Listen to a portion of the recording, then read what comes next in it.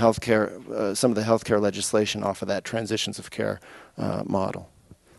And then we aren't afraid to talk about the end of life. Okay, and that's critical. Again, you go back the last 2 years or the last 6 months of life. We're not afraid to talk about hospice, and the people that are in hospice actually end up getting better care than spending maybe 2 or 3 months at the end of their lives in the ICU. It's not a good place to end your life. Essentially, this is Grand Junction compared to Colorado and the United States on how much we spend. Look at radiology, it's about 2/3 of the way down. In Grand Junction, we spend 53% of what the average community in Colorado spends on radiology. Compare that to the United States. If you don't think we can squeeze a significant amount out of this system, save the system from itself by just creating good coordinated care and collaborative care, this is what the healthcare bill wants to try to do. This is state of Colorado stuff. This is what's going to happen here really soon that we all have to deal with. And I'm calling it the reform triad to the triple aim. We got to make sure that exchange gets set up right. Okay? Because you should be thinking about these three elements that are going to have to work together. The exchange is going to have to work together with the ACOs, which is the Accountable Care Organizations. Those hospital systems and doctor groups that are working together to squeeze efficiencies that hopefully will soon be functional accountable care organizations. They need to be working smoothly with the exchange. And hopefully we'll have payers that with a new business model that want to incentivize that population health and incentivize building information systems that talk to each other. All right, how do we get the payers to see that that's the way that they need to go? Where they incentivize the communities of Colorado over the shareholders that might be living 2,000 miles away from here. Maybe we can do that with models, homegrown models of nonprofits that are focusing on the state of Colorado. Rocky Mountain Health Plans, San Luis Valley's health plan, and to some degree what Kaiser's been able to do in this state. And maybe we need a bigger player, nonprofit, maybe a co-op, which is coming from the bill, the co-op. That every state, imagine some states have one payer that makes up 70, 80% of the market. How do they have an exchange when one payer makes up 70, 80% of the market? There's states out there clamoring for a new health insurance company to come into the marketplace. How is that socialism when the health care bill is actually increasing the amount of competition? A nonprofit, private insurance company that's trying to be butted out of health care reform. Let me just ask you one question for starts. Could you give an example of how you're using prevention to increase quality and therefore reduce costs? And then talk about how other places in Colorado might be able to do that kind of thing. One of the best examples is in Mesa County. If you're pregnant, you'll get prenatal care. The community has decided through Rocky, through the IPA, and through the physicians in general, if you're pregnant, you're going to get prenatal care. All you have to do is let somebody know you're pregnant. And that's done through essentially a population health type of project, where Rocky, through its foundation, has financed the B4 Babies program. Now, in the end, it makes sense to them because those babies don't end up in the NICU at the same percentage as they would otherwise. Those babies' mothers have less of a chance that they're going to smoke through their pregnancy.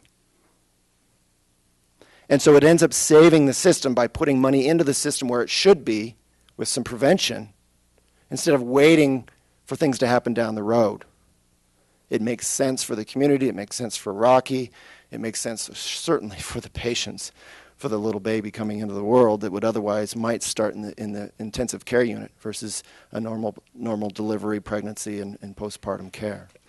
How can that be done in other areas? We start incentivizing, we start paying for population health.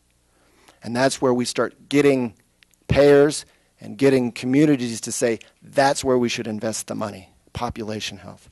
We heard from a CEO in Colorado Springs at one of the hospitals that says, agrees, we got to stop spending so much money on buildings and spend a bit more on the people, the population health. And that came from a hospital CEO. Because that's where we're going to save the money. If we keep building hospital beds, we're going to have to keep filling them to pay for the hospital beds. If we start spending money on population health, then we can start bending the cost curve. I'm Henry Kroll from Boulder, and I was intrigued very much by your presentation. I'm a little baffled. You said that in other countries where there's non-socialized medicine, that means that they can. How do they work to have an insurance base? I would imagine if it's not socialized, it has some insurance and there's caps and so forth. How do they work to keep the cost down? How does that work? Excellent question. There's plenty of insurance companies in Switzerland, there's in Germany, and they have systems that are taking care of everybody. These insurance companies are competing on how fast they reimburse and how easy it is to work with them. They are not competing on their shareholder profits. Most of those countries have a large number, mostly, of nonprofit insurance companies. There's a small percentage of for-profits that treat the sort of the Cadillac plans that are for-profit, but the majority of them are nonprofit plans. And their focus is largely different than what we do here in the States, where again, their first priority is for the shareholder. I mean, that's what they'll say at their shareholder meetings. And so, we have to change the new models for them, just like it is where everybody else in the system is going to have to be. What are we doing for the community? What are we doing for the triple aim? That needs to be the first priority.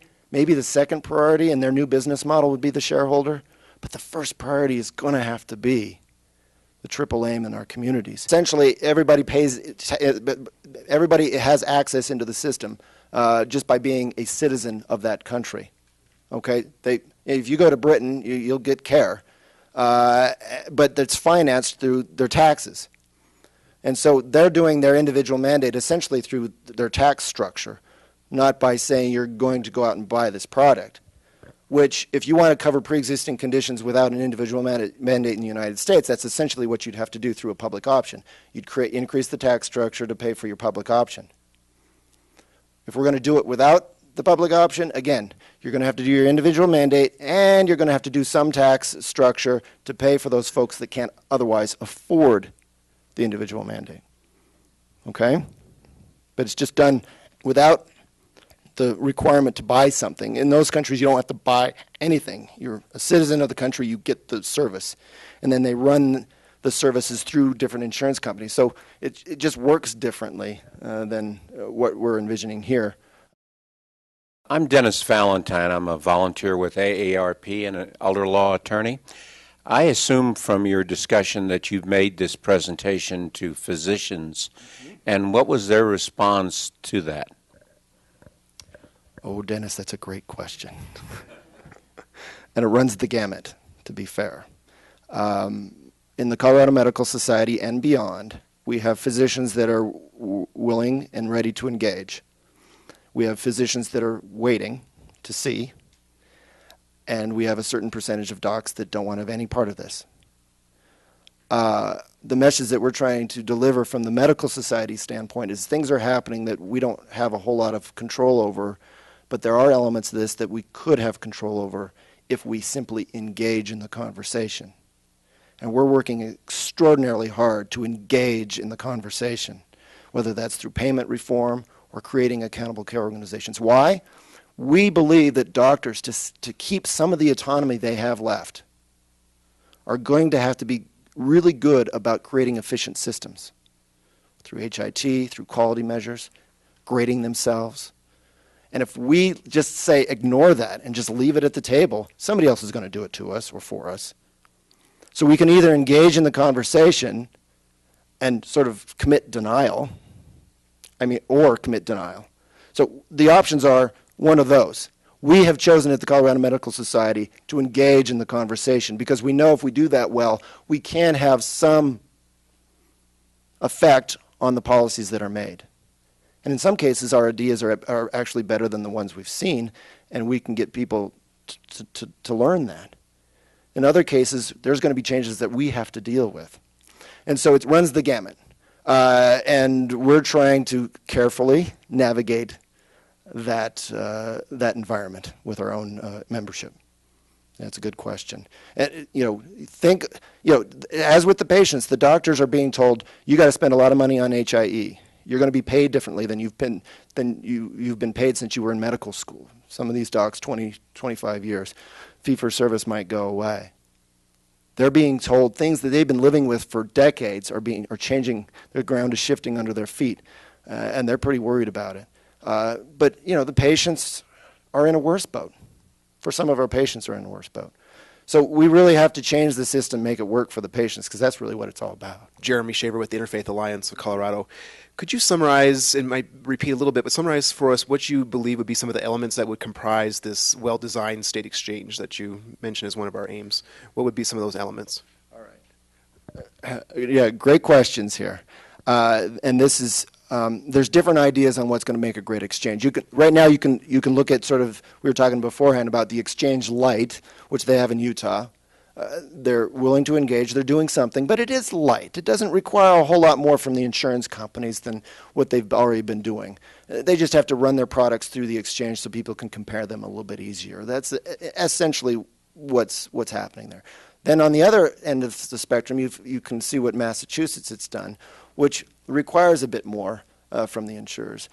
I would hope that our state exchange at least somewhat encourages, if not downright incentivizes, the new business models that we want to see, not only from payers, but from physicians. That somehow we restructure the exchange to where we are incentivizing population health. We're incentivizing ease of transition from the Medicaid system into the commercial system, because people are going to go back and forth between those two systems.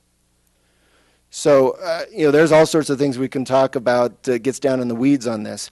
But our exchange, I would hope, is a bit more robust than what Utah has done and looks at where we want to go as a goal, not where we've been. Utah is a bit too much on where we've been, on relying on how they made their exchange. We need to look about 5-10 years down the future, see where we want to be, and make our exchange and form our exchange accordingly, and set it up for that, to incentivize those types of behaviors and structure within our health system. Okay? And to do that,